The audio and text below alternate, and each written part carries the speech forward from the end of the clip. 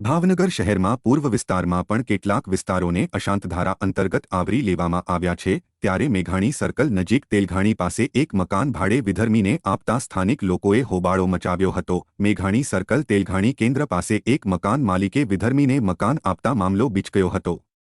પોલીસની દરમિયાનગીરી બાદ મકાનમાં ભાડે રહેવા આવેલા વિધર્મીની સાથે થયેલી વાર્તાલાપ પછી મકાન ખાલી કરવાની બાંહેધરી આપી હતી।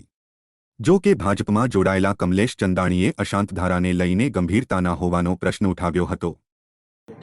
આજે તેલઘાણી વિસ્તારમાં હનુમાનજીની દેરીની સામે ગોપાલભાઈ વ્યાસ જેના માલિક છે એ મકાન વિધર્મી લોકોને વગેર જાણ કરે, સોસાયટીની રજા લીધા વગર, પોલીસની રજા લીધા વગર ટેમ્પરરી ભાડે આપેલું હોય કે ભાડે આપેલું હોય એની માહિતી હજી મળી નથી। પણ એ વસ્તુની જાણ થતાં જ સમગ્ર આજુબાજુમાં રહેતા હિન્દુ ભાઈઓ ભેગા થઈને એ બાબતનો વિરોધ કરેલું।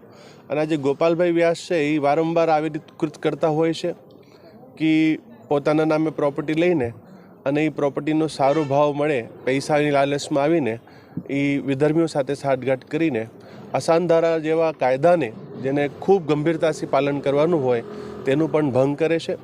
આજે આ વસ્તુની જાણ થતાં સમગ્ર વિસ્તારના લોકો સ્થાનિકો ભેગા થયા, સાથે પીસીઆર પોલીસ કંટ્રોલમાં કોલ કરી પીસીઆરને બોલાવવામાં આવી।